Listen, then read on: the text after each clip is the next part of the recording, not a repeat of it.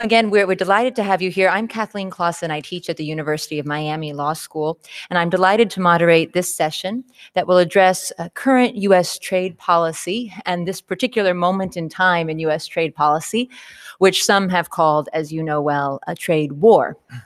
This panel, which was generated in large part by the ASIL Midwest interest group, is focusing in particular on the impact of the trade war in the U.S. heartland. And it was there that the Trump administration's tariff measures were intended to help, but where it was also expected that they might also hurt. So the policies on the table now also raise questions about the appropriate balance between national trade remedies, in the colloquial sense, and international trade law writ large. So to address these very large issues in just 90 minutes, we have an expert panel with us this morning, and I'll introduce them each in a moment. But first, because I know we have a mixed audience of trade and general non-trade experts, let me say a word or two about where we are on some of the major issues in trade. So the so-called trade war involves multiple battles, as many of you know, with U.S. allies and others. We're focusing our attention primarily in this panel on the tariff battles, but also on recent and upcoming U.S. trade agreement negotiations. We will not spend too much time on the WTO, although that is certainly another battle that in itself that we could discuss in more detail in the Q&A if you wish. There are three principal sets of tariffs that in my past writing I've referred to as three-digit sagas, and 3 digits because each of the tariffs has been imposed under a statute that is known by its 3-digit section of a larger statute, Cold War-era Trade Act. Let me talk just about 2 of the 3-digit sagas that will be the focus of our conversation today. The first is Section 232 of the Trade Expansion Act of 1962. This statute permits the president to impose restrictions on imports that threaten to impair U.S. national security. So we typically refer to these as the national security tariffs, or again, the Section 232 tariffs. In April 2017, President Trump instructed the Commerce Department to initiate investigations into whether steel or aluminum imports threatened U.S. national security. The Commerce Department investigations then concluded that they do so threaten, as you likely well know, and so President Trump imposed tariffs on these products beginning in March 2018. Some of them have been converted into quotas, but many tariffs remain. Also recently concluded and in the news was an investigation into the national security threat posed by the import of autos and auto parts under Section 232 again. That report was expected and reported in the media, likely to conclude that autos and auto parts also pose a threat to U.S. national security, although the president made a comment a week ago that perhaps suggested that maybe it did not conclude that way, but we'll wait and see. He still has another 40 days or so under the statute to take a decision on that investigation. Other Section 232 investigations are also underway or have been proposed. And to be sure, this statute has been used before. As you know, it has been around for a while. It's been used with respect to oil imports, but not for many years and not very frequently, which is why it's a topic of debate. Both the steel and aluminum tariffs and the possible tariffs on autos and auto parts have posed difficulty in the negotiations on the new NAFTA, the USMCA. Then there are often reports again in the press that Canada and Mexico could pose difficulty with respect to the entry into force of that agreement. They may not move forward with the agreement until those tariffs are lifted. Likewise, reports suggesting that members of Congress in the United States equally are concerned about those tariffs and may not move the agreement forward until a decision is taken to lift those tariffs. The USMCA also includes a set of side letters concluded individually with Mexico and Canada that theoretically should provide them with some recourse if those auto tariffs come about. The second major 3-digit saga that we'll be discussing today is connected with Section 301 of the Trade Act of 1974. This statute is the basis for another set of tariffs imposed, this time on products from China alone. And it permits the president to authorize any appropriate and feasible action in response to an act, policy, or practice that is unreasonable or discriminatory and that burdens or restricts U.S. commerce. Last year, the Office of the U.S. Trade Representative, the USTR, carried out an investigation in which it concluded that China is so engaged, that is, China is engaged in acts, policies, or practices related to technology transfer, intellectual property, and innovation that meet those criteria. President Trump then imposed tariffs on a wide range of products in phases beginning in July of last year. There are now 3 different lists of products with these tariffs, and intense negotiations underway, as you've surely followed again in the news, to address those grievances directly with China, but no clear sign of an end coming in the near term to those discussions or to address those concerns with China, although it seems that some progress is being made from the Trump administration's perspective on its long list of demands. Now, although only of these 2 sets, the 301 tariffs are placed exclusively on China, clearly the focus of both 3-digit sagas is China. Now, importantly for this panel, we're going to spend a lot of time discussing the responses to these actions. So now that I've told you a little bit about them, let me tell you briefly, by way of introduction, about some of the responses from the various constituencies to these different tariff actions. First, responses from trading partners. Again, no secret, retaliatory tariffs, widespread, and with a substantial focus on agricultural products or products coming from districts of key members of Congress or products coming from places that are traditionally considered to be the president's base. Those have in turn prompted funding to U.S. farmers harmed by those tariffs and calls for more such funding to other sectors as well, and we'll get into that in a moment. Both sagas have also prompted WTO cases in all directions, that is, other countries against the United States then back against them in response to those retaliatory tariffs.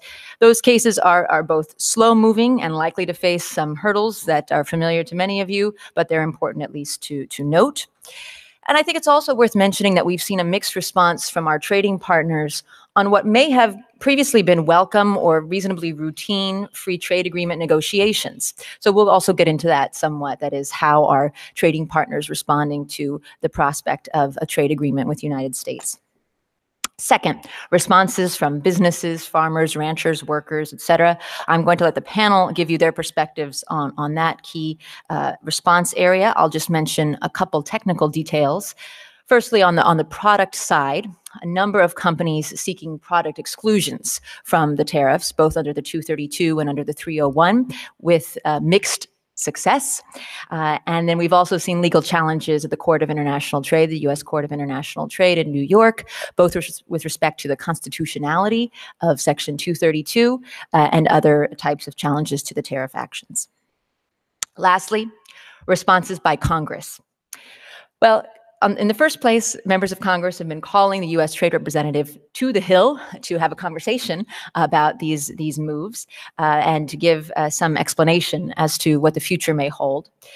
It's unclear how Congress will proceed with the USMCA. I'm sure members of the panel can give you their view.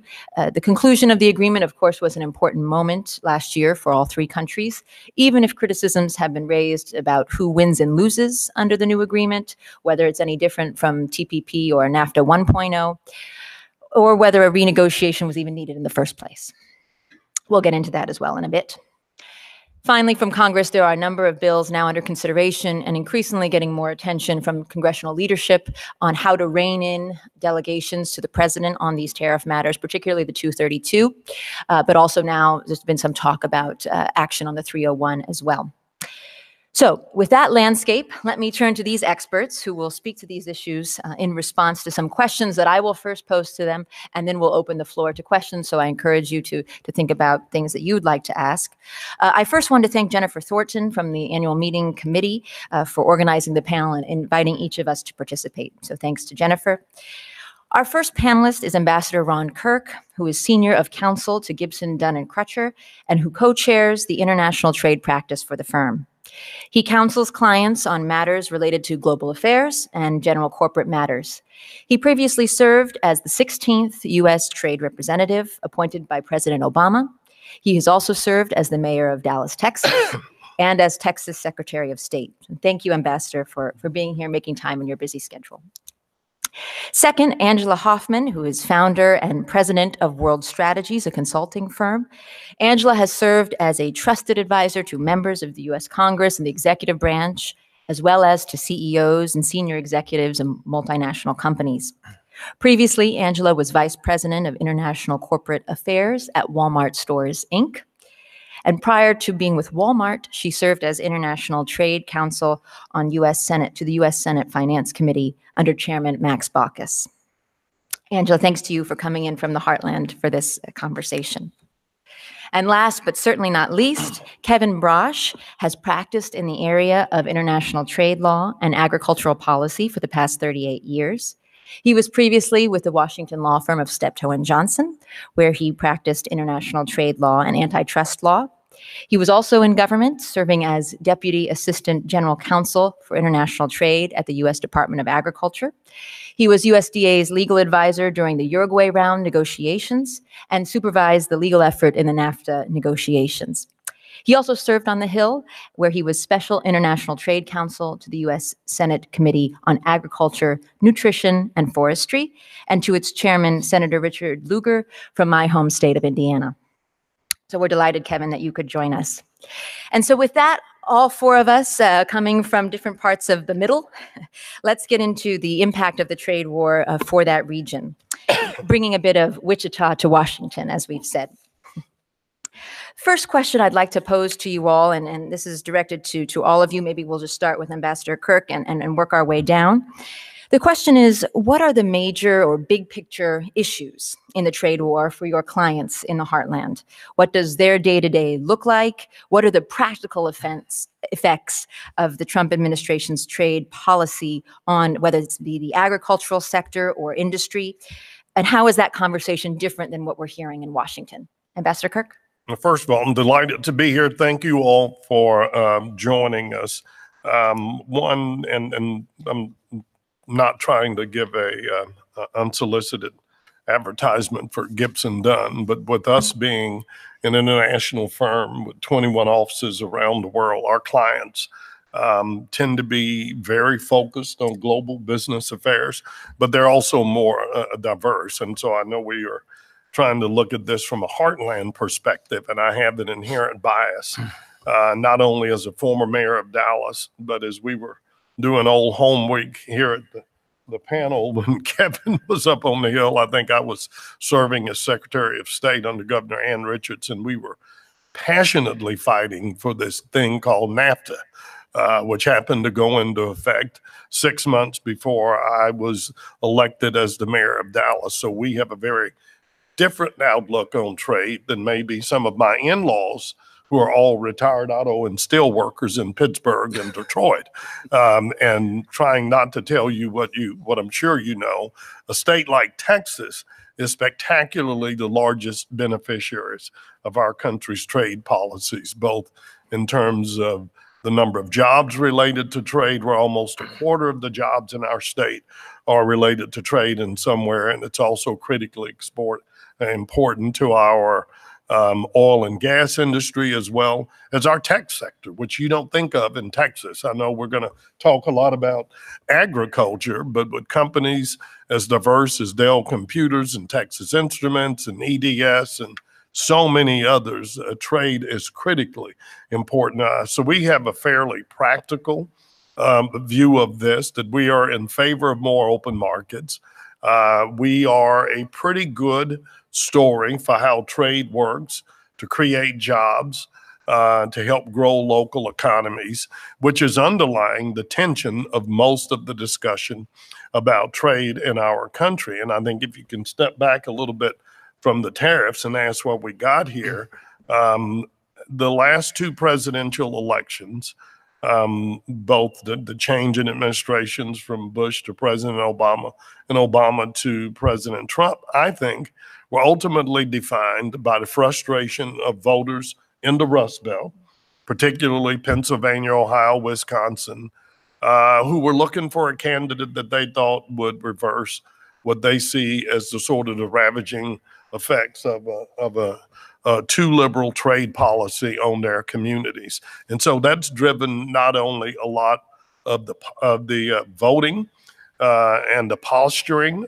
of candidates, both in the Democratic Party, but it certainly, I think, has been the driving factor behind this administration's trade policy. If you try to find a rationality behind it, which I'm not going to go out of my way to try to find, but is mostly related to the president's belief that he owed that constituency to make good on his promise to withdraw from NAFTA, to withdraw from the Trans-Pacific Partnership, and basically to go punch China in the mouth. So however you think, well, I think it's important to put in perspective sort of how we got here. Now, the impact on our communities, and Kevin in particular will speak more to that, is no industry is more dependent on trade, benefits more from trade, but is more harmed, I think, by a trade war, particularly when it's leveled at the tariff level, than America's farmers, ranchers, agricultural interests. Because whether it was the Bush administration putting in steel tariffs, which they did, or the Obama, every other country always retaliates in agriculture. And if you'll forgive me, I'll give you one thing. I'm always asked what I learned from my experience as U.S. trade rep, traveling around the world. I always tell people a couple of things. One, the big picture is you have no idea how blessed we are to live in this country till you go to some of the developing world. And we have huge political differences. We still deal with issues of race and equity, but we are crazy blessed to call ourselves Americans. And the words made in America really are the most treasured brand in the world. But I tell people what struck me after a while was realizing the number of elected officials around the world that can say, I represent Boeing, or I represent Caterpillar or Walmart, is in the less than 10 percentile. The most common denominator of every elected official in the world, they represent a farmer.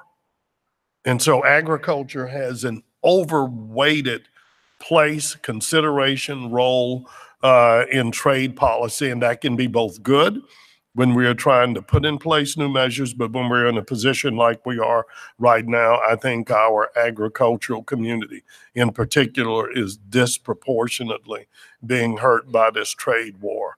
I do not quarrel at all, and in fact, I support and embrace this administration's continued highlighting the fact that China has benefited marvelously since becoming a member of the World Trade Organization and the rules-based global trading system, but they have failed to live up to all of their commitments. And they have become much more mercantilist the last several years, and that has operated to the detriment of not only U.S. manufacturers and exporters, but around the world.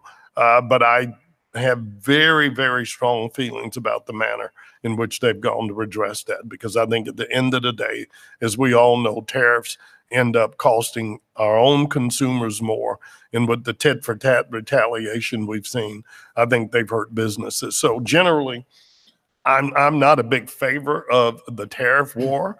I completely support efforts to get China to fulfill all of the commitments they made when we admitted them into the World Trade Organization, to stop attempting to force the transfer of technology.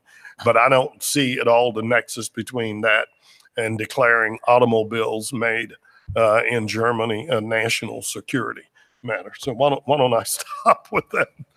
Thank you so much, Ambassador. Angela. Great. Good afternoon, everyone. Well, thank you for the opportunity to be here today. And this is such an important topic. I would say a little bit about myself as well, that in addition to the work I've had on the policy side, I'm currently the executive co-director and founder of an organization called Farmers for Free Trade, which is a bipartisan nonprofit. It's co-chaired by Senator Lugar and Senator Max Baucus, who have worked for decades to actually open markets to U.S. agriculture exports around the world. And really the nexus of the organization coming together and working with farmers all across the country and commodities was this fear after the withdrawal from TPP that NAFTA was headed to the chopping block. And thankfully at that time, Secretary Sonny Perdue weighed in, and I believe that we are now where we are in a situation where we're still in NAFTA, we're working to get it renewed and replaced. But farmers and ranchers realized there was probably a loss of the narrative in the heartland about trade overall. On both sides of the political spectrum, trade suddenly became a bad name. And so there was really a need, we saw, to re-engage the heartland, where trade had always been a bipartisan issue. It was an economic issue. It was a community issue, to re-engage those who are on literally the front line of trade. And farmers, as Master Kirk has most eloquently stated, are on the front line. We've seen that time and time again. Now, a little known secret, agriculture has been a net beneficiary for trade. Instead of a trade deficit, it's had a trade surplus, a $20 billion trade surplus over the years. Now, this year it's going to be a lot different. I'm a little bit nervous what those numbers are going to look like come May. But a net beneficiary, it benefits from its exports in their top 5 trading markets: China, Canada, Mexico, Japan, and the European Union. Now, what's going to resonate is that currently we are in trade disputes with all of those markets and potentially soon Japan. Something's wrong with that when you're looking at a surplus. So if you think about the farmers, don't think of them as just the people who put the seeds in the ground and harvest. Think of them as businessmen and women across the country. So the first thing they look at is, what are the impacts? What is this doing to my bottom line? Agriculture is unlike manufacturing and other industries. They don't take the price and pass it on to their consumers. That's not the way agriculture works. They are price takers. They're not price makers. So the immediate impact, and they're thinking on any of these trade disputes, is, what is that going to do for my market? What is that going to do for my sale? What is it going to do for my long-term contract? If I'm a barley grower in Montana, I sell my grains to Mexico, it comes back as beer. What happens to that 10-year contract if we've got an unstable market? At the same time, throughout this year of many different trade disputes and counter retaliation, you've seen a process where sort of the unintended consequences of counter retaliation has impacted a number of industries that are already very, very much suffering from economic issues, disaster, and more. They're suddenly seeing counter retaliation in key markets, whether you're pork, and Kevin's going to talk on this as well, pork, apples, dairy. And these are markets that are already struggling, and they're looking at losing their top markets. And if you talk to anybody in agricultural country, they will say, once you lose a market, it's hard to get it back. And then the third is this level of uncertainty. So in a level of uncertainty, who am I going to sell to? What does my top line look like? But now we also have challenges around the bottom line. From a very practical matter, all that stuff, if you walk around a farm, those big silos, those tractors, sprinklers, wineries use every single bit of, that's all stainless steel and aluminum. So they're seeing the cost increases hitting their bottom line. Remember, I talked about being a price taker. Now we're talking about profitability. Where does that go? It has a secondary impact. Will you buy that pesticide? Will you go buy a new tractor? Will you buy the new silo? So the implement dealers are starting to feel that squeeze as farmers and ranchers say, this year we're going to use duct tape and we're going to get by. And then finally, you talk about supply chain changes and disruption. These are long-term shifts. We're facing a time when not only are we looking at new policies to sort of right other issues, and nobody disagrees it's very important to solve many of these challenging issues for China and IP and more, and agriculture benefits from that as well. But we are at a unique time when our competitors in the global markets, the Australians, the Canadians, are very well suited to take the place when we're in a vacuum in some of these markets. And that's starting to occur. So again, as we're seeing shifts and adjustment, I think the practical measures are just the economics for the farm, the secondary and tertiary impacts to the community. And then the biggest question is certainty. How long is this going to go, and what kind of planning can I have at this point in time? Thank you so much. Kevin. Thank you.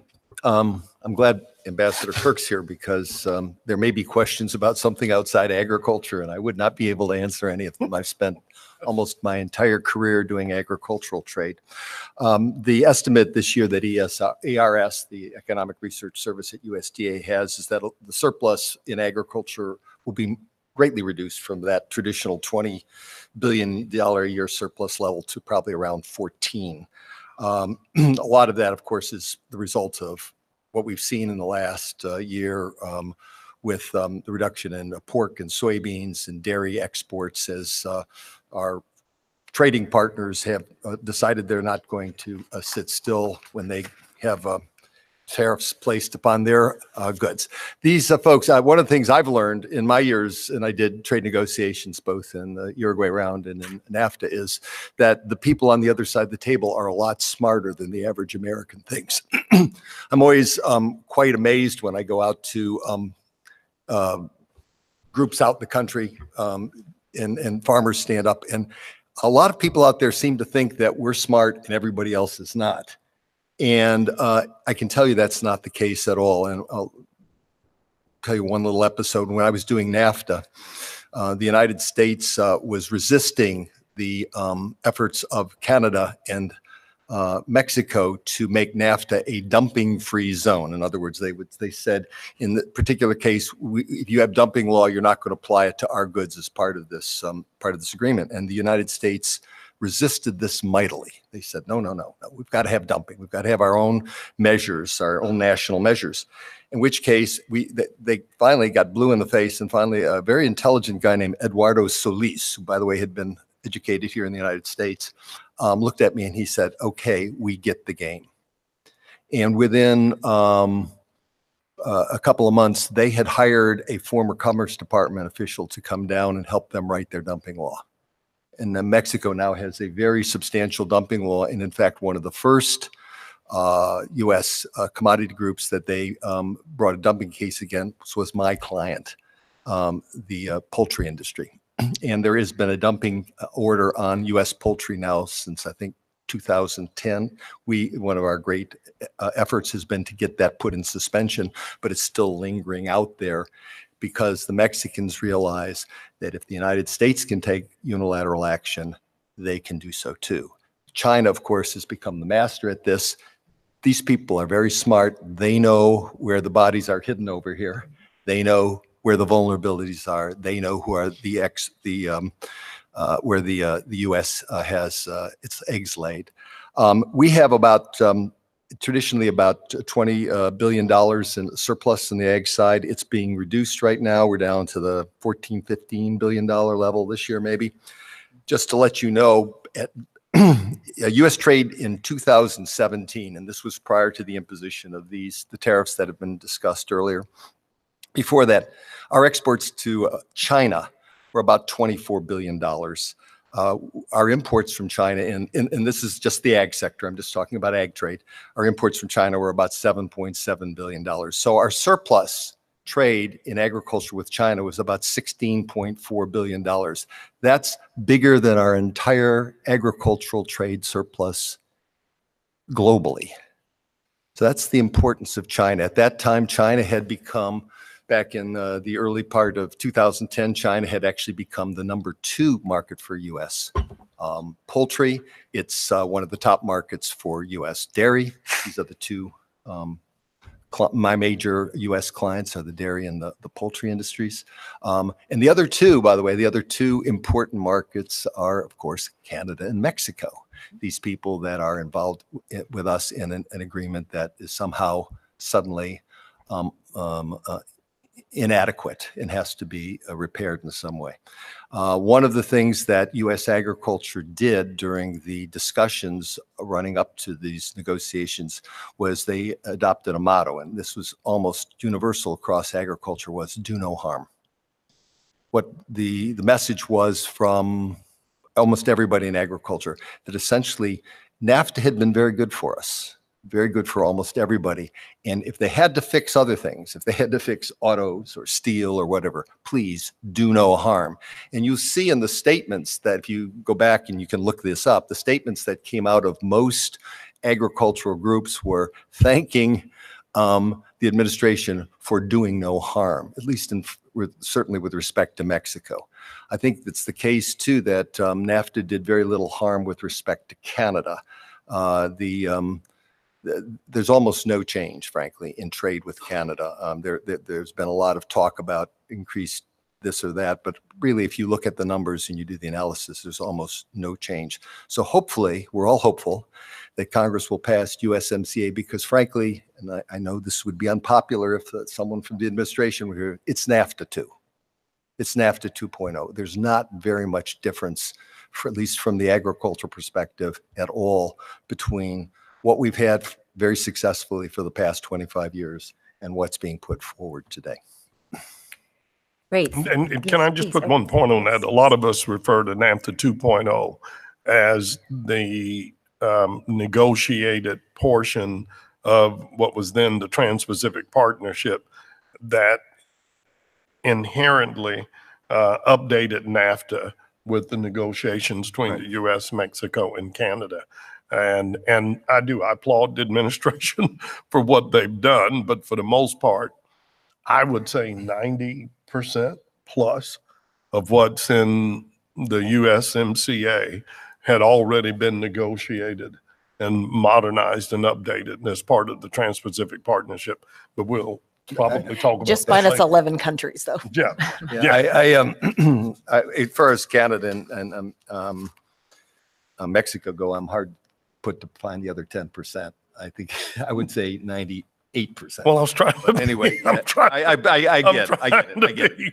To be gracious. Well, it's a great segue into our next question, and you know, we unfortunately did not have here, as you all can see, a gentleman who was originally on the program, that is Ambassador Greg Dowd, who's a current chief agricultural negotiator at USTR, and unfortunately, due to changes in his travel, he couldn't be with us. But I suspect that if he were here, he might go to something that you all already referenced, and that is that there are positive developments, but they're long-term benefits that we should be looking at. And Ambassador Lighthizer has said this at hearings before different congressional committees, that this is a long-term process. And Angela, you said a moment ago that there's a feeling that something needed to be done. And Kevin, you also referenced that. So my second question is really, are there positive developments? Or do we think there will be eventually positive developments?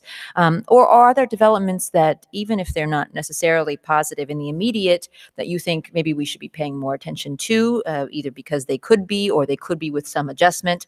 And let me start with Ambassador Kirk, as you started to speak to some of that, and then we can turn. Others can jump in. Others can jump in. I'm having a hard time finding the positive from this, beyond the highlighting and pressuring China to live up to their commitments, because in the past we did that, and we had the most success when it wasn't just the U.S. pressuring China, because all countries have their own political identities, their own political egos.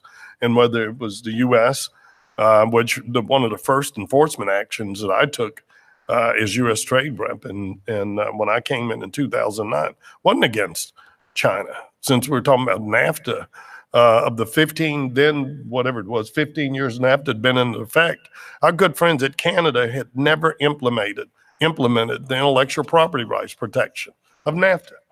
And every year we would go to them and say, you got to do this. They'd say, look, we'll do it, but whatever you do, don't tell us to do it. Because people in Canada feel like if the United States snaps their fingers, we have to do it. So 10 years of us not telling them, I said, Otel, let's try a different tact. I'm going to go ahead and put you on the notorious list. And Canada did it. Well, China's the same. We would be the same. So when you can go with Mexico, Canada, the European Union through the WTO, I think that's a much more thoughtful way to go about this. But the reality, we're asking particularly not just farmers, but other industries, those industries that are dependent on steel and aluminum. And Angela gave you a very practical example of farmers that want to update equipment and buy new grain silos. The steel and aluminum tariffs, primarily hitting Mexico and Canada, our two closest and most successful trading partners, have done nothing but to raise the price on manufacturing everything from silos to cars to other industries. And so I need to see more of a long-term benefit.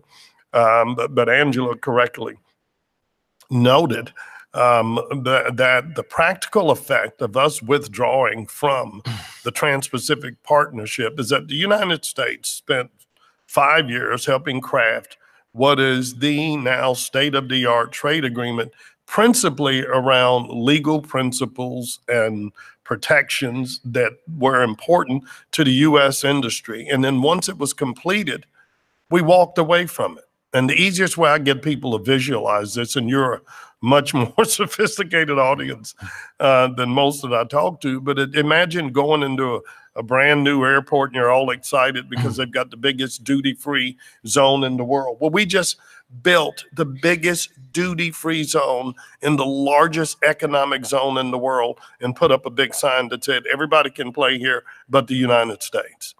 And if we think our farmers are being hurt now, and you can pick up any paper the last 3 days, and there's going to be an article about the joy of farmers in Canada that are now taking market share away from the U.S.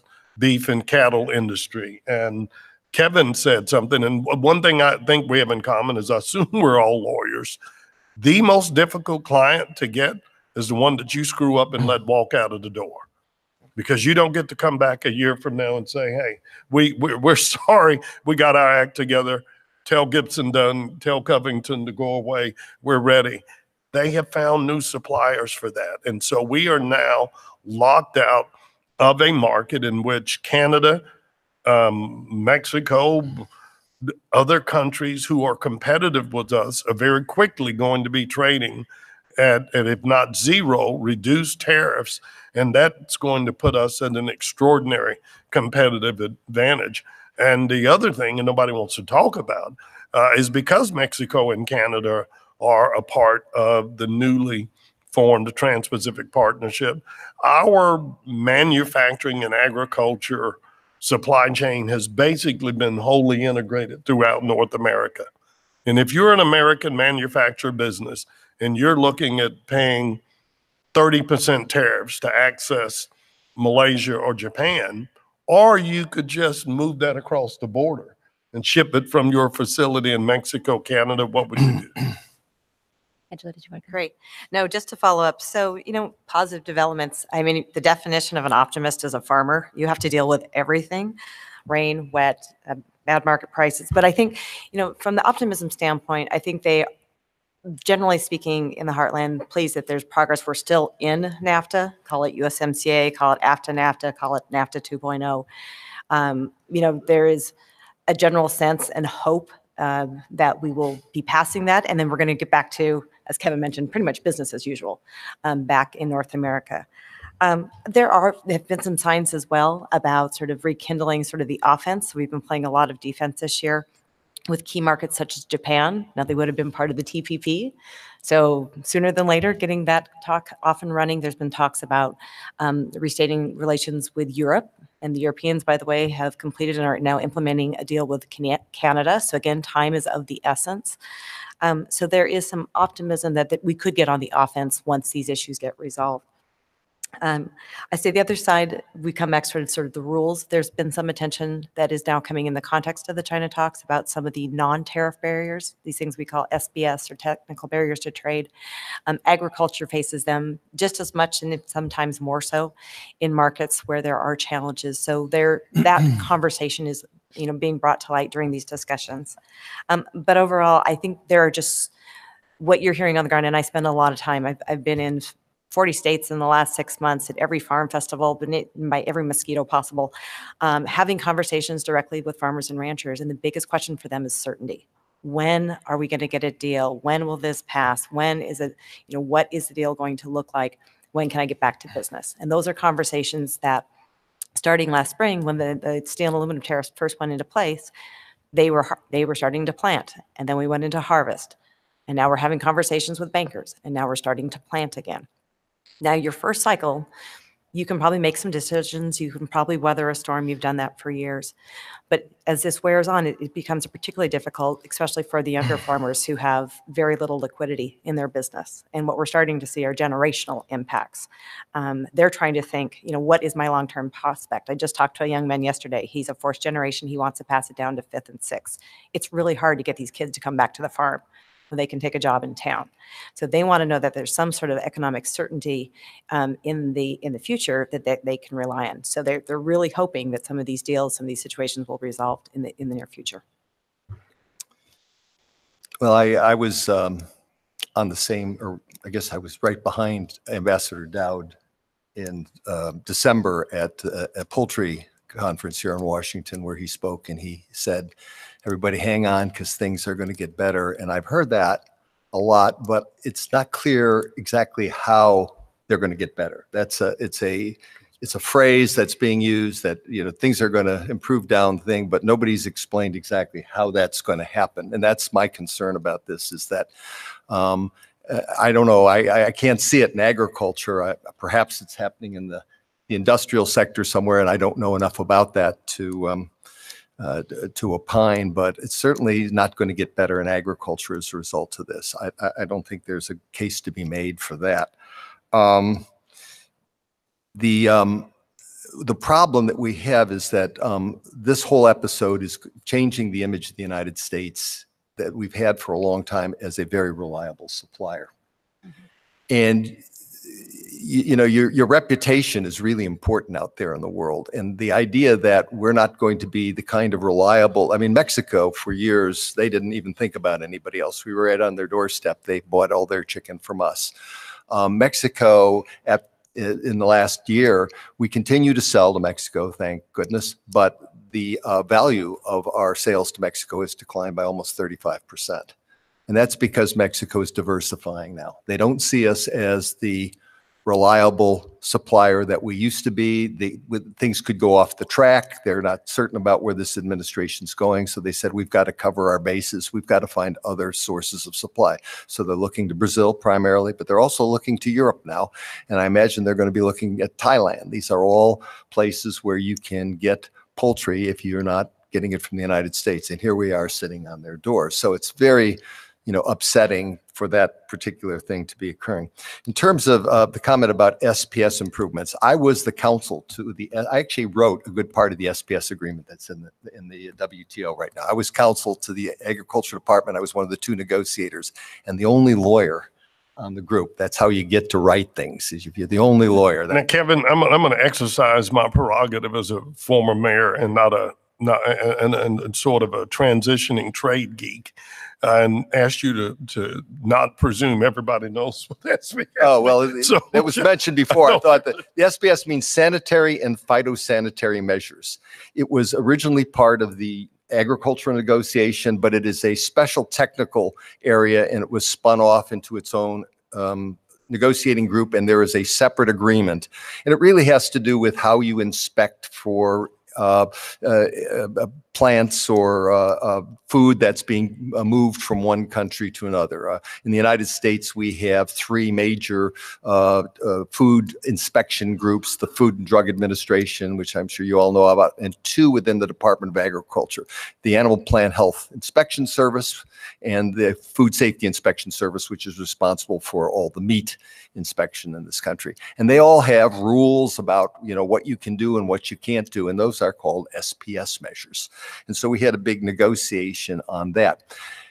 One of the things people are saying is, the Chinese, they're not being good people on SPS measures. I just want to remind you that prior to this, we had a $16.4 billion surplus with China. Just throw that out as whether there's a lot of legitimacy to that objection. One of the things China has been trying to do for years is to try to get some export of poultry to the United States. At one time, prior to the beginning of the Obama administration, we had almost $800 million in poultry sales to China. They had nothing coming to the United States, and they found that to be untenable politically. So they said, we'd like to get some cooked poultry products. We'll totally cook them. They're going to be specialty products. They'll just be sold to Chinese or Asian style restaurants in the United States, kind of specialty products. Not a big deal. We have yet to get that passed in the United States. We've yet to prove any sales. And the Chinese, whether, I'm not going to talk about the merits of that. Everybody in the Food Safety Inspection Service or whatever will have their own views. But from the Chinese point of view, we have used SPS as a non-tariff barrier. So I think part of the thing that we have to recall, which I think Americans have a difficult time doing, is to put yourself in the shoes of the other person on the other side of the table and say, well, how do we look to them? How do we look to them? People are talking about, for example, certain restrictions on products coming in from Mexico. Well, the Mexicans are always telling us, well, how about your sugar? How about sugar?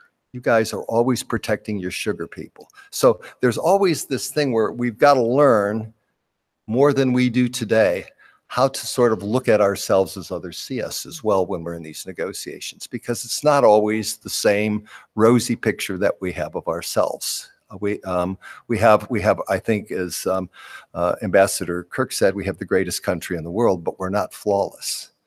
And that's, I think, part of what we're going to have to do. The last thing I'd like to say is about the impact on farmers.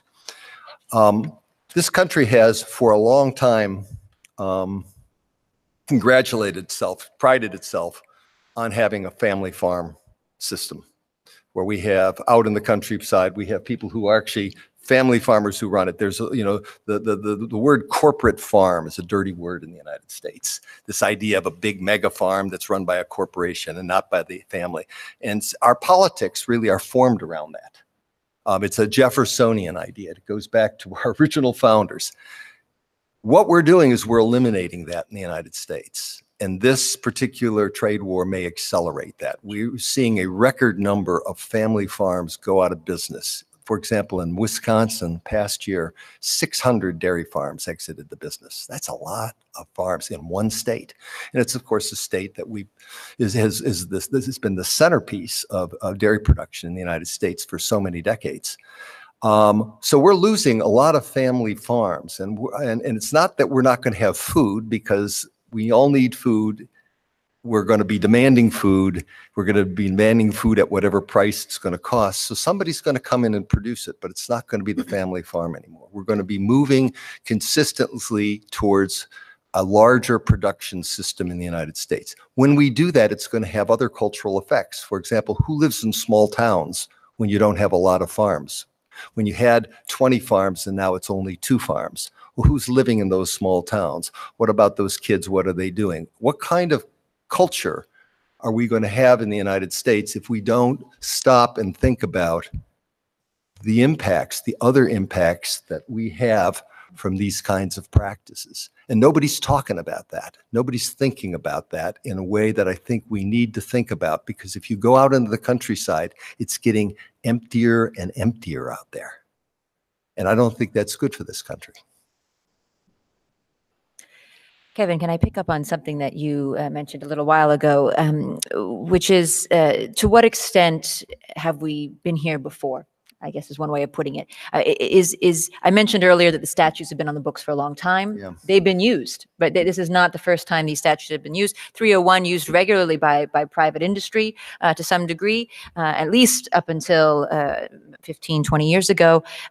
This was a regular practice. So taking this up sort of one level of generality, how can we situate this, first of all, in looking back on time and where we've come from versus today? And then secondly, how do we situate this in terms of the larger multilateral system being consistent with our WTO rules or rewriting those rules somehow? Why don't we start with you, Kevin? Well, I hate to give this example. Well, Ambassador Kirk's here, but I'm going to have to. I'm sorry, Ambassador. But when the Obama administration first came in, we had almost $800 million worth of exports in poultry to China. It had become our second largest market. Only Mexico was larger. And at the beginning of that administration, it was decided that they should impose Section 201 safeguard tariffs on tires from China. And safeguard is, of course, a statute we haven't talked about, but it allows the president to impose duties temporarily in order to give an industry the ability to revamp itself. And it was decided, there was a lot of clamor from the unions that represented the tire workers that we needed this kind of relief. So they were imposed. And as I said, everybody knows how to play the game now. So the Chinese immediately took us to the WTO, and when they weren't successful, within 2 weeks, they initiated a dumping case against what? U.S. poultry. Because they're not dumb. They looked at the numbers and they said, oh, look what's been expanding, U.S. poultry. We'll make them aware of what's going on. So they put dumping duties, and immediately we lost $600 million worth of business. We went from almost 800 million to about a little less than 200 million. We now are almost zero. We have almost no market in China. $800 million has been lost in this. So what was the lesson in this? Well, The purpose was to get the U.S. industry, the tire industry, back into business and get them rolling and to get jobs and everything. There is a study that's been done on this by Southern Methodist University, Department of Economics, on this. And it has said, contrary to the claims made by the administration, we found that total employment, this is a 2015 study, we find that total employment and average wages in the tire industry were totally unaffected by the safeguard. So the idea was things were going to get better down the road. We were going to revitalize this industry that's dying, but it wasn't really what happened. What happened was we began to source tires from about 10 other countries, not China, but all sorts of other countries that made tires. And nobody was, that energetic that they were going to run around and do safeguard cases against 10 other countries. So essentially they backfilled, and we never did get jobs or economic relief in the tire industry. And where are we 8 years from now? We have nothing to show for it in tires. We have $800 million of annual losses in the poultry sector. So I think we've been here before. And this is why I'm very cautious about thinking that there's going to be something great down the road. I'd like to know specifically what that's going to be, because to me, the history says that's not how it's happened. Angela, Ambassador Kirk, would you like to comment on this? I will. Let me make a couple observations. One, the 201, and I don't want to just make this horribly technical. The 201 remedy was one that is typically brought by an industry that is affected by China dumping products in the country to the point that U.S. industries harmed. I'm not a trade expert by nature. There had been 6 or 7 201 cases brought by different industries over the years during the Clinton administration, the Bush administration. Mm-hmm. They go through the International Trade Commission. They found harm, recommended that the administration do it. No administration prior to us had ever used that authority. In every one of those previous 6 cases, the U.S. industry impacted completely disappeared without the administration acting. So one, this was a matter not initiated by our administration, but correctly, as Kevin noted, was brought by the United Steelworkers in particular, because the statute gave affected workers the ability to do it. Right. And that statute was also about to expire. They had put a deadline on it from China's entry. So I think it was the appropriate thing to do at that time, but it was also narrowly targeted. Kevin is right, and Professor Clausen is right. These remedies have been used before, but typically they have been used where you do go through some administrative, thoughtful process. You have a hearing. Yeah. The affecting country has an opportunity to come and say no. The industry does. But you've generally not just had it used as a political tool where the president comes out and says, I'm going to slap tariffs on everybody, come and do it. And then you go and do a study and, oh my God, the study says we've got to do something about steel from Canada and Mexico. And it just overhangs there indefinitely. And not to get on that, because you can have administrative. But the other challenge we had on the poultry, and why this is important for you, generally, to take this away.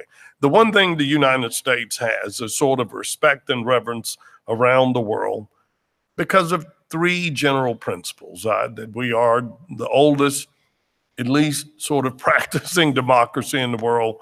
We have this embracement of continuing to work toward freedom for all people. And third, we have this adherence to the rule of law.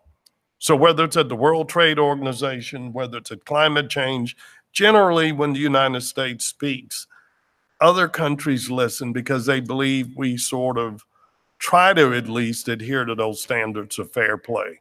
When we game the rules, particularly at the WTO, then it is licensed for every country to do the same. Mm-hmm. And they all do, and say, well, if the United States can make up a national security threat for steel, then we can all of a sudden decide, you name whatever it is a security threat to our economy. And you can see the spiraling out of that particular effect. In the case of this poultry, and I know, believe me, when I became trade rep, after about 6 months on the job, I asked somebody, hell, I know I'm from Texas. Are we going to talk about anything but chickens and pigs? You know, when are we going to get to the good stuff? But you may forget, we inherited the worst economic crisis ever. The United States came in, as every other country did, and put in economic stimulus. As part of that, Congress unilaterally, Kevin, put in a rider to that statute that blocked the importation of poultry from China without any rationale.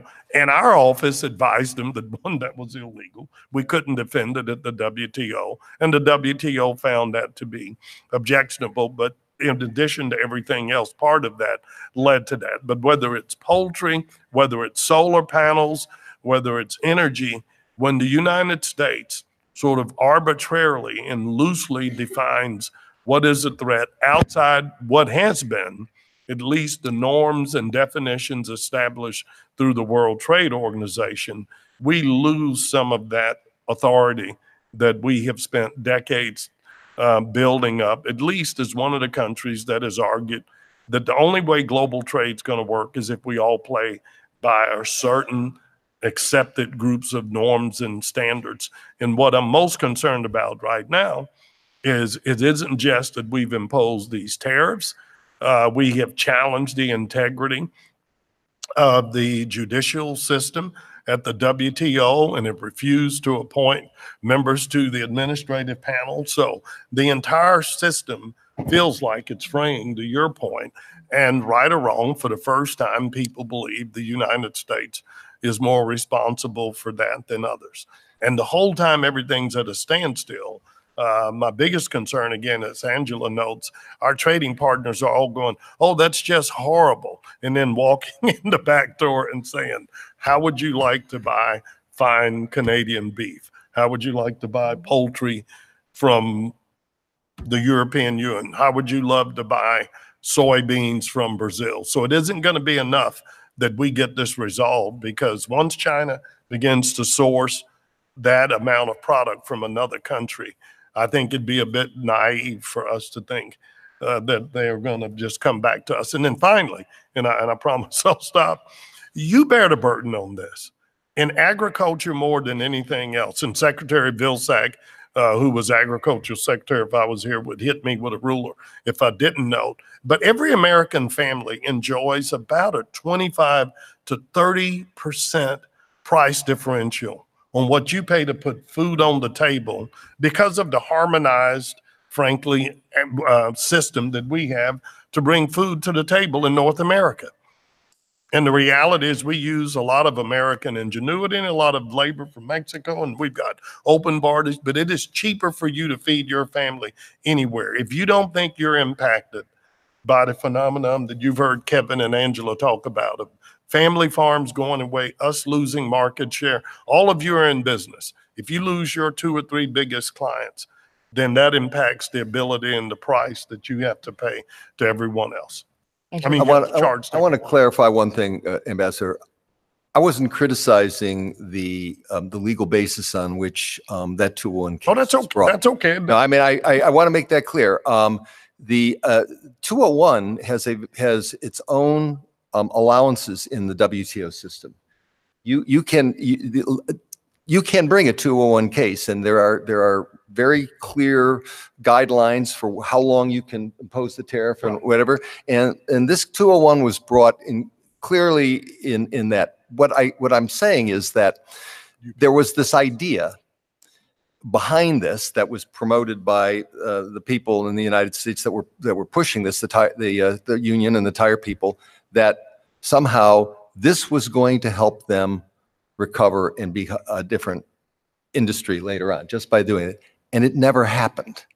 And so that's the cautionary tale I'm trying to bring here is, was we do this, we've got to look out and say, is this really realistic? Two things. 232 does not have its allowance within the WTO system. It's questionable, very questionable on a WTO basis. But second of all, when we do this, when people say, well, it's going to get better, I think we need to start asking the question, how? And maybe we can all recall this situation with tires and said, we thought it was going to get better, but it didn't. Is that, or are we going to repeat that problem in the future? Angela, do you want to comment on that? Or? Yeah, just kind of a brief Please. comment tying it all together as well. This is not the first rodeo that we've been to in terms of these trade wars and agriculture bearing the brunt. I mean, this, in my recollection, late 90s, we were in our first dispute with European Union over beef and bananas, and long dispute, went through the entire WTO process, and the U.S. was authorized to retaliate. And we kind of created this system because we didn't retaliate on beef and bananas. We retaliated on every agriculture product coming from key European states. Prosciutto ham, Danish ham, prosciutto. Shetland sweaters. Shetland sweaters. I mean, there was a reason those products were on the list, and those were, to bring the most pain, to get this situation resolved. And then flash forward, we've seen our trading partners. Anybody remember the Mexico trucking dispute? They picked every product. You know this well. They picked Washington State apples. They picked Wrigley's chewing gum. They threw Christmas trees on there. There was a reason that every one of those products was on that list, because it was intended to be attached to a certain state and influence. Brazilians use us on the cotton case. So, a little bit argue when we saw this coming together that they're going to bring out the old playbook. I mean, there is no surprise that whiskey from Tennessee is on the list. There's no surprise that wine's on the list. Kentucky. There's no surprise that, again, agriculture is bearing the brunt of this situation. And I would mention in things like the spirits as well, you don't really connect that to agriculture, but all the ingredients from ag go into that product. So when they lose their market or their new market in Europe, it also directly impacts that grower in the community. So I would say it's sort of that law of unintended consequences, but we've set enough of a precedent in terms of this retaliation playbook that we know time and time again that our producers, unfortunately, are going to bear an overbearing brunt of the trade war.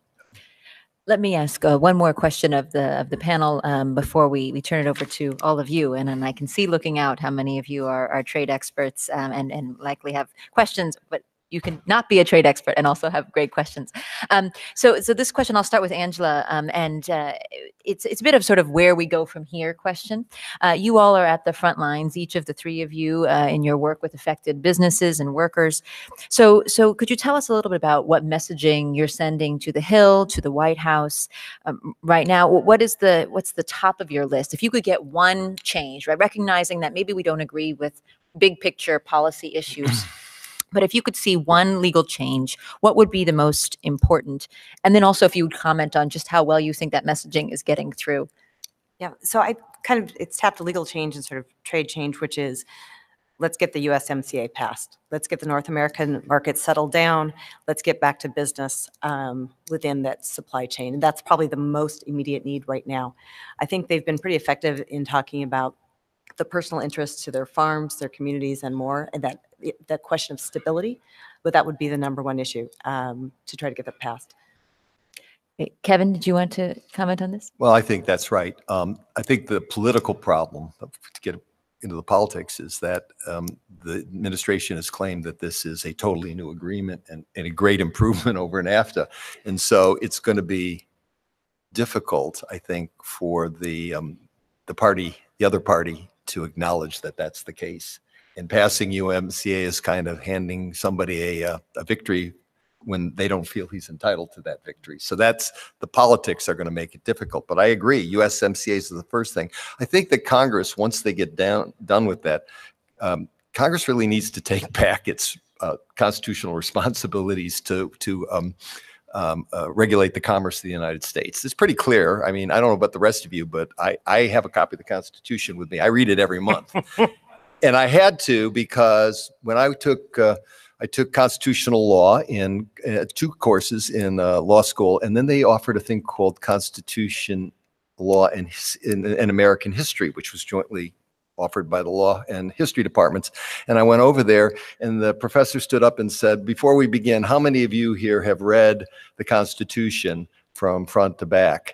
And in this group of about 80 students, 4 people could raise their hand. And I was not one of them, even though I had already taken 2 courses in constitutional law. So he said, go home and read it front to back. And so I've made it a practice not to do that, to be ignorant. So if The rest of you, I don't know how you all done, but I really encourage you to go read your Constitution every month. It's really good reading, especially in this particular context. And you'll find out that the president does not have the authority to regulate the commerce of the United States. This Congress does. And Congress has, over many, many years, sort of abdicated that responsibility. And it is constantly putting these statutes out that give the president the ability to exercise that thing. I think it's time for the Congress to pull up some of that back. I think it's time for Congress to look at 232 again and put some specific standards in there so that if there is people feel there is a misuse of that statute, it is addressable in the courts. And I think it's important for the United States to finally look at 301, because I think that the unilateral trigger, 301 really should be a trigger to bring a GATT case, a WTO case. To the extent that it's not, it's used unilaterally, then I think we're going to be into this tit-for-tat situation. So I think if Congress gets past USMCA and has time to be reflective on these things, I think those are two statutes it could very well reflect on. Ambassador. Well, I know you won't be surprised that I'm going to give a different answer and a longer answer. My short answer is we all have to take off our legal hats and our trade expert hats and help me come up with a more articulate version of my argument other than that trade is good. Because we are here for a reason. And we are here for a reason is that politically, in order to get elected as a Democrat to President of the United States, you have to have an answer to those displaced workers in the Rust Belt who rightly or wrongly have been sold for 20 years now an argument that every job lost in manufacturing is because of NAFTA, now China, because of something else. And the reality, as we know, is 75% of the jobs displaced in the manufacturing sectors because we're just damn good at what we do. And through the introduction of the assembly line and automation and now computerization and the advent of artificial intelligence, that's a fancy way for saying we're going to use machines to do something workers used to do. And there is an underlying anxiety that is now spreading, not just from Detroit and Western Pennsylvania to places around America, that says, look, one of the reasons for this is immigration and the other is trade. And we have broadly allowed trade to become a proxy for every job loss. And those of us who know better and understand that the United States not only benefits from trade, but that one of the ways we're going to answer the anxiety of parents who, for the most part, our age about where our kids are going to work is making people understand the more that we sell what we grow, what we innovate, what we manufacture around the world is how we're going to keep the assembly lines open.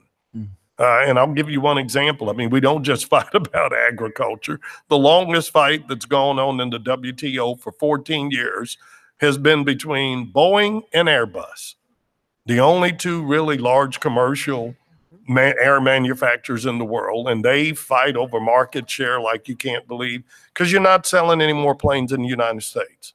And if you look at what's going on with Boeing, and if you think you're impacted by what's happening with Southwest Airlines and Americans, Boeing's big fear is that more countries are going to do as a number of their suppliers around the world and said, we're going to stop buying these planes.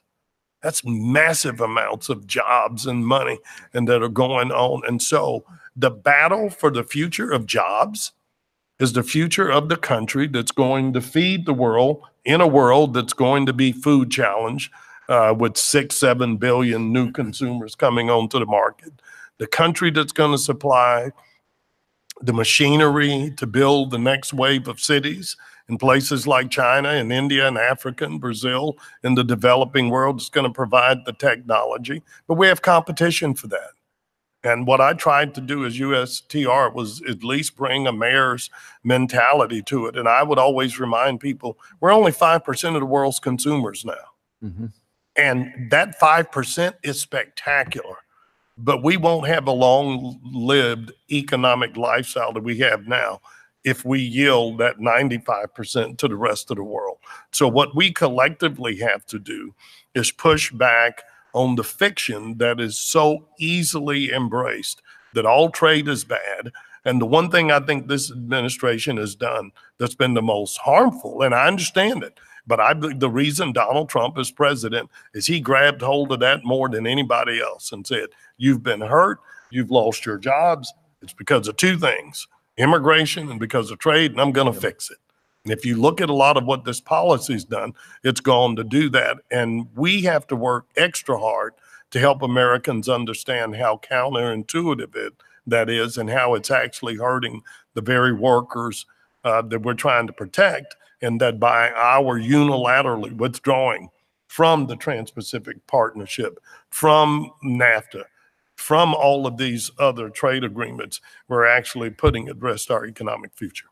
One of the things that I probably can brag about that maybe nobody else in this room, I was a steelworker for 4 years. I grew up on the south side of Chicago. My grandfather and father were both steelworkers, and my last year of high school and my first 3 years of college, I spent my summers working at Southworks, U.S. Steel Southworks. We had about 15,000 guys working in that plant. It was a big integrated steel plant on the south side of Chicago, right on the lake, sort of near the Whiting-Gary line. And that plant does not exist anymore. In fact, if you were to drive along Lakeshore Drive, it's been totally demolished, broken down, and it looks like seagrass now. There's not even a trace of that plant. So 15,000 people, most of them from my neighborhood, used to work there, and they had to go find jobs somewhere else because essentially integrated steel went away in the United States. And I have a friend that I grew up with who works in a specialty steel company. He's a vice president actually now. And I went out to Chicago a couple years ago, and I went over to his plant to take a look at it. There's like about 7 guys working there. I mean, they're all pushing buttons, and there's all this, mechanization and robotics in that plant. And that's the future of steel. And that's, the people that think, and I can understand this because my whole family grew up in the steel business. I mean, not in the business, but as on the working side and the union side. And I understand that job thing, but, that's just not the reality. We're not going to have 15,000 guys doing what I did when I was in college in a big integrated steel plant. Never will happen again. And I think the faster that we start understanding that a lot of this is being changed by technology and how the world economics has changed, and stop pointing fingers at people outside the United States, the better off we'll be. But a problem politically, you don't feel any better if I tell you your job's been outsourced to Mexico than if I tell you, oh, we just bought this brand new machine who can do what I only need one of you to do what 20 of you used to do, because you're unemployed. And now your family's future's in doubt. And that anxiety is so important to how I think Americans in particular view trade. Sure. And we have to have a much more honest discussion about that. But I also think we have been derelict in making a compelling case to Americans that rather than fearing trade, we should embrace trade. And I'll say this, remember the first comment I made to you is what I learned. People love buying stuff from America. They just want to be able to afford it. That is a huge value-added proposition for us in these emerging markets in Indonesia and Vietnam and Africa. People would love to do business with us, but we've got to be out there and we've got to compete because the rest of the world has so envied the lifestyle that we live in this what's been a Atlantic partnership for the last 70 years. And we have competitors, but if we've got to be in the game to compete for the hearts and minds of these new consumers. But if we do, I'm confident we can win. Okay, and with that, let's turn to you all. Please don't hesitate to come to the microphone, and we will just collect a number of questions as I see the line growing here. And would you please introduce yourself before asking your question, and we will listen attentively and then respond collectively. Please. Yes, hi, it's Val Okaru Bison speaking, and I'm a professor at Catholic University, but It's just my personal views, not that views of Catholic represented here. Thank you so much for a really wonderful panel. And I was pleased at the end, Ron, that you referenced Africa, because I was sitting on my chair sort of getting a little heated up, wondering why Africa was left out, especially as we know there's been a recent Africa strategy proposal that was put out. I think it's been finalized based on the exigencies of what's going on with China and its interventions. And just to allude to, I think you mentioned having hard time, I'm having a hard time looking at positives for the US. And I was wondering, are you also having a hard time, and this is sort of rhetorical, looking at positives for China? Because we all know, even in the agricultural sector, that China is aggressively moving beyond manufacturing, moving beyond the mining and the oil industry with respect to its interest in Africa. And it's going aggressively into Africa with respect to other sectors, manufacturing and also agriculture. And beyond, and also on the question of section, I believe 301, what did you see as implications? Because people are always talking about trade wars between USA and China, but there was trade wars going on between USA and African nations. You all know that, right? Section 232 had implications for South Africa, which they resolved through negotiations. So please comment on that. And the 301 had implications for Rwanda, Uganda, and I believe Kenya on textiles. So can you comment? And of course, Uganda and Kenya sort of chickened out of it, but I think Rwanda is still holding on strong. That had implications for the AGOA, which you know that the US also, I know you mentioned NAFTA, but I'm more interested in your commentary on that. And I don't want to look like I'm talking too much, but in terms of my points, but I'm excited about this panel because I work in this area. In terms of the question of whether trade had a negative impact, globalization on the US industry, and how I think you're all in favor of global trade, isn't it the issue really that it's not just one issue that has impacted? It's like economists say, the opportunity cost of one is the alternative for gone.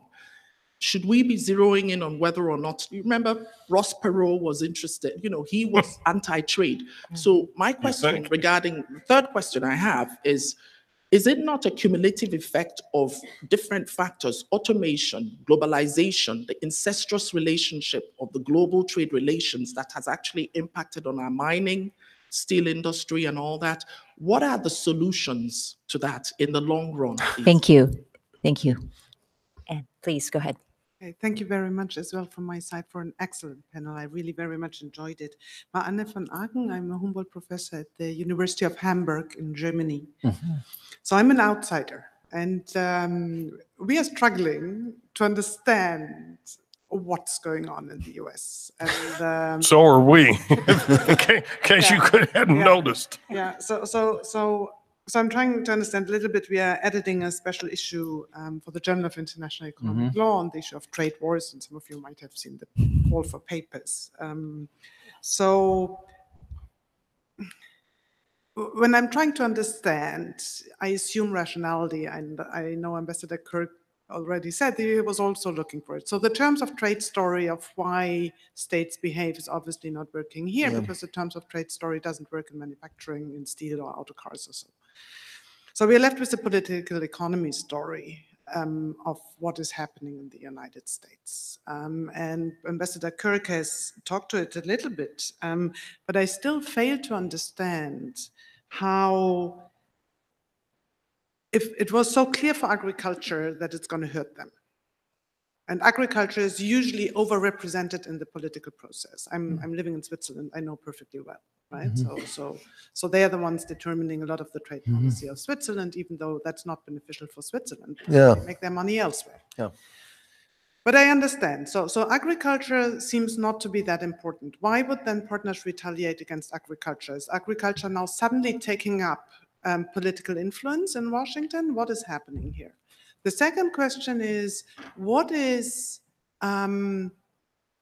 what is happening with the voters? Like from the outside perspective, we see voters, doesn't matter whether it's in agriculture or in the Rust Belt, shooting themselves in the foot and how they vote. And not only on this, right? Also on other issues like healthcare. And I fail to understand why the political class is unable to somehow explain to the voters. It's not that counterintuitive. You don't have to think about 5 corners. It's not so difficult. And you know, my trade econ teacher was Arthur Dunkel, whom you remember well from the Uruguay round. Yeah. And I remember, like, whenever it went bad, he was smoking. At that time, you could still smoking in universities. He was smoking a lot. Yeah. But I mean, the theory and the practice also is so clear on what trade wars do to us and do to ourselves and to our consumers and also to the employees, that to me, it's really, I fail to understand. And if you have any answer for me, assuming rationality of the voters, which would explain to me what's happening. If I have other assumptions, I can try to find explanations. But if you have any explanations, I would be very grateful. Thank you so much. So I'd love to take both the questions if you could be brief. Yes, I'll be very Thank you. brief. Thank you, I'm aware sir. we're running out of time. I'm Victoria Hallam, the legal advisor from the New Zealand Ministry of Foreign Affairs and Trade. So we were one of the countries that was very active in the negotiations of the Trans-Pacific Partnership you have referred to. I enjoyed that. Well, no, I thought the panel was very cogent, but rather depressing. It's good to know that the way we view some of the issues you're talking about, that there is a group that sees it that way. I was on a panel yesterday where my key point was that international law is not so much a counterbalance to power as an antidote to unpredictability and uncertainty. Yeah. And you certainly described that very clearly. So what are the rest of us to do while all this is going on?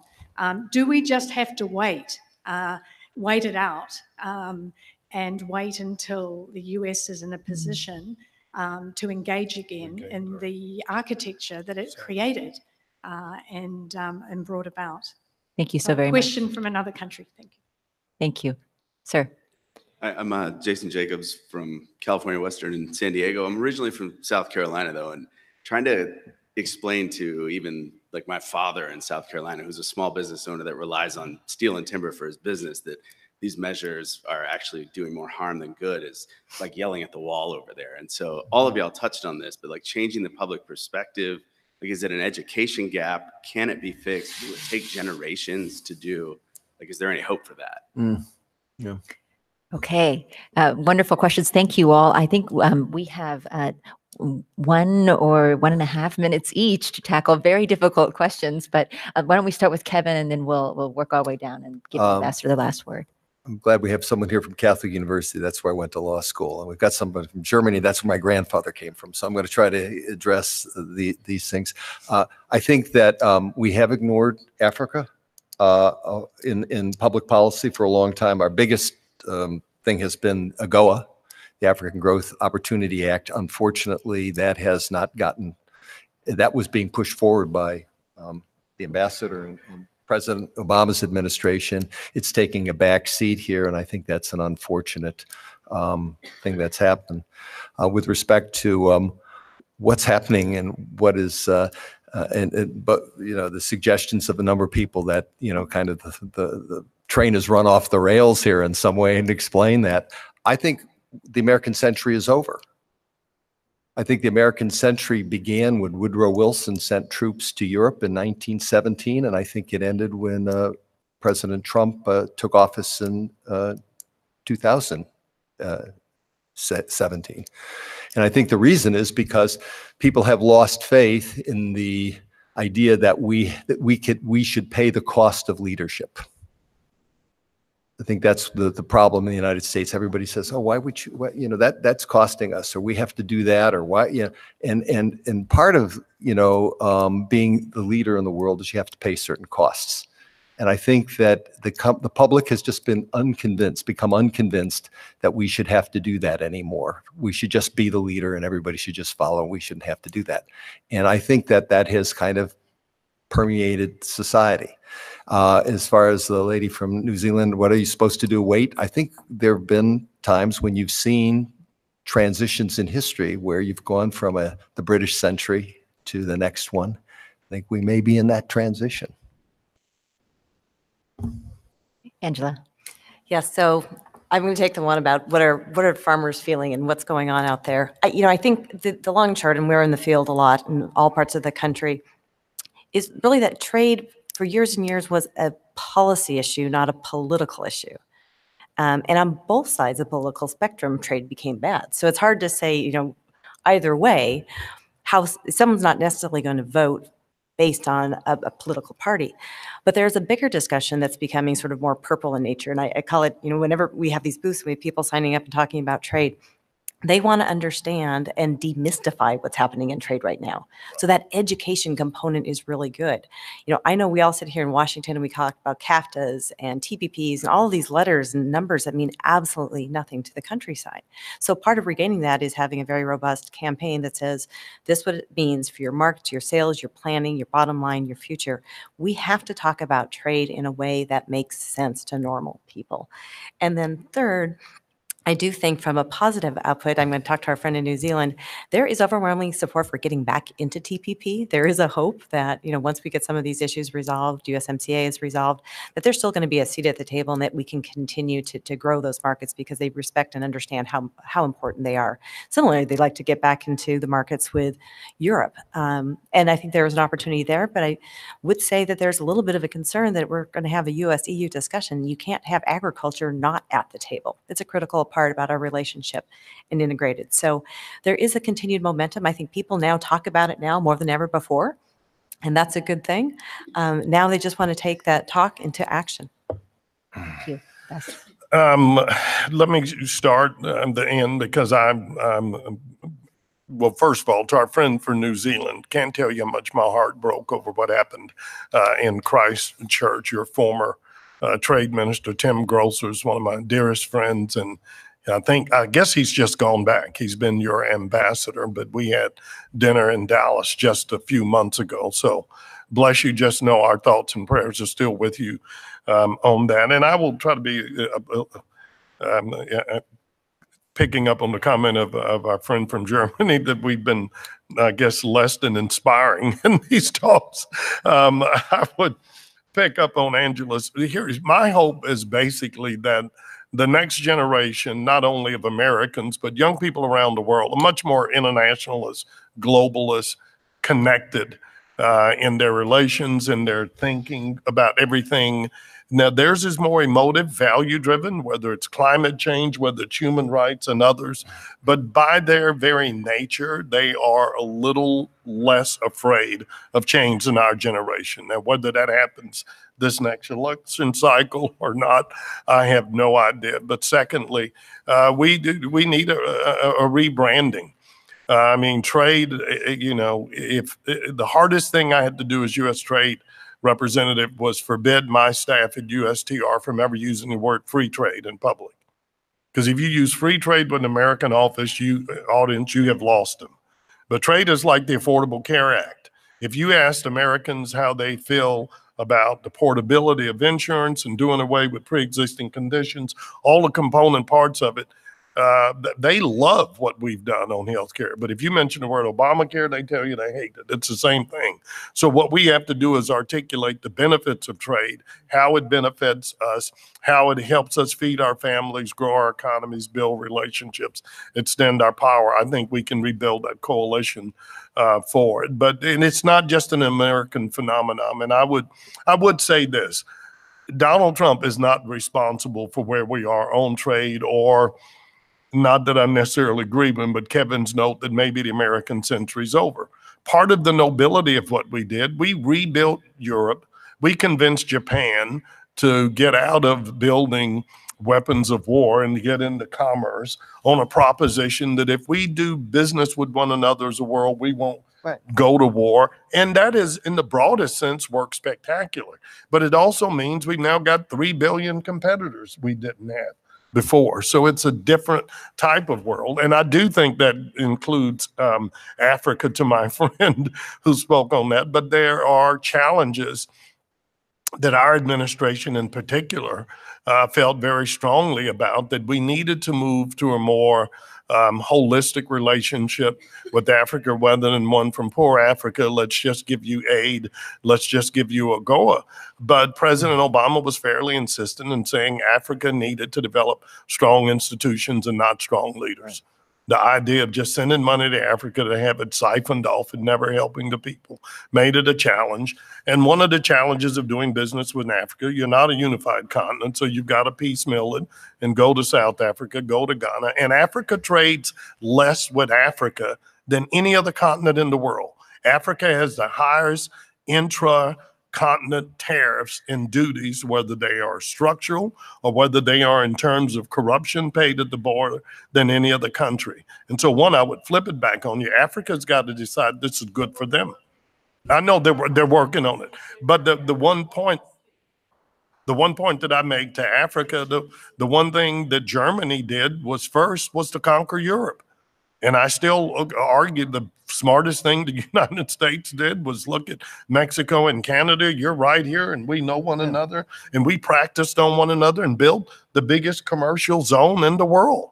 And so when Africa puts itself in a position to do that, I think it'll see that not only the United States and Europe and others would love to do business with it. But none of this is easy. But I would just say to us, again, this audience, you have to be engaged in helping us build a case that trade's not a four-letter word. So there's a lot to think about and a lot of work to do. So in closing, it remains to me to again thank Jennifer Thornton, my former colleague from USTR, for the invitation to each of us to be here. Thank you all for coming, and then to ask you to join me in thanking our distinguished speakers for these remarks. Thank you so much. I wanted to ask that.